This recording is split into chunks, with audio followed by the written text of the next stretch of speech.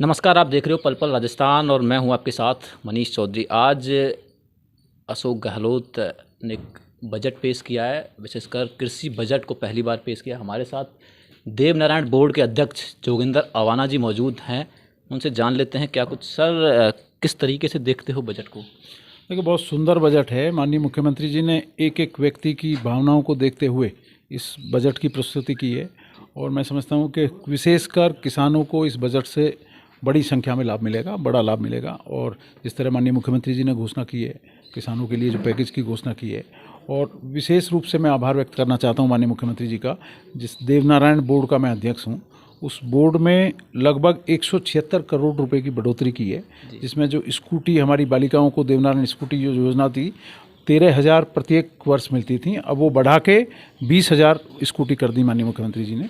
उसके लिए मैं आभार व्यक्त करना चाहता हूँ। और कृषि के साथ साथ चाहे बिजली की दरों में कमी की गई हो, उसके साथ साथ जिस तरह से चिरंजीव बीमा योजना है उसको 5 से 10 लाख रुपए बढ़ाया हो, चाहे दुर्घटना बीमा योजना की जिस तरह से आज घोषणा की है, ये बड़ी संख्या में क्षेत्र के जो लोग हैं, पूरे प्रदेश की जो हमारे सम्मानित जनता है, उनको इसका लाभ मिलेगा। और मैं और विशेष रूप से एक और आभार व्यक्त करना चाहता हूँ कि मेरी खुद की विधानसभा नदबई को माननीय मुख्यमंत्री जी ने जो हमारी SC की जो बालिका हैं उनके लिए छात्रावास दिया, उसके साथ साथ जो हमारी बेटियां हैं कन्या महाविद्यालय उनके लिए दिया, CO का ऑफिस उज्जैन में दिया और स्टेडियम दिया। ये बड़ी चीज़ें हैं माननीय मुख्यमंत्री जी ने दिए। खटौटी के अंदर मिनी फूड पार्क की घोषणा माननीय मुख्यमंत्री जी ने की और बड़ी संख्या में इन सारी योजनाओं से लाभ मिलेगा। आपके विधानसभा के लिए जो आपने मांगा वो मिला, या आगे की जो यहाँ आपके विधानसभा से आए हुए यहाँ लोग बाग आए हुए हैं, तो क्या कुछ मतलब जो आपने मांगा वो पूरा मिला कि क्या कुछ आगे उम्मीदें हैं? अब देखिए, 200 विधानसभा हैं राजस्थान के अंदर। मैं समझता हूं कि सभी विधायक साथियों ने अपने अपने विधानसभा क्षेत्र की मांग रखी थी। सबकी मांग पूरी नहीं की जा सकती, ये भी आप समझ सकते हैं। बजट है, उसका एक दायरा है, लेकिन फिर भी मुझे बड़ी संख्या में माननीय मुख्यमंत्री जी ने नदबई विधानसभा के लिए दिया है। कुछ चीज़ें रह गई हैं जो बहुत अति आवश्यक थी, उनको मैं माननीय मुख्यमंत्री जी के संज्ञान में लाऊंगा।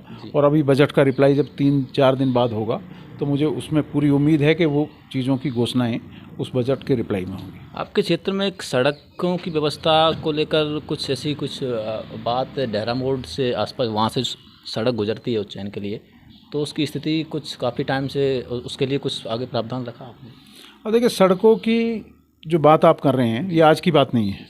ये पिछले 50 साल से सड़कें ख़राब थी पूरी नदबई विधानसभा की, और आज 3 साल में जितनी सड़कें बनी हैं नदबई के अंदर, मैं समझता हूँ कि ऐतिहासिक निर्णय माननीय मुख्यमंत्री जी ने लिए।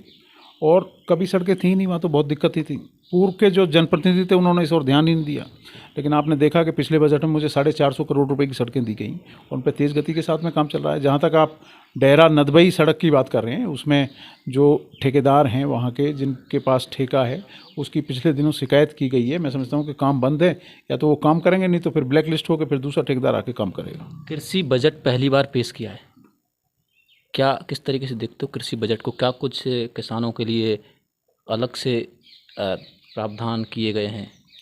देखिए, माननीय मुख्यमंत्री जी बहुत सुलझे हुए जननायक हैं। उन्होंने एक एक चीज़, एक एक किसान, जो हमारे ज़िले के जो जनप्रतिनिधि थे किसानों के, उन सब लोगों के साथ बैठ के और जिस तरह से इतना बढ़िया बजट प्रस्तुत किया, जो इतनी बड़ी संख्या में छूट किसानों को दी गई।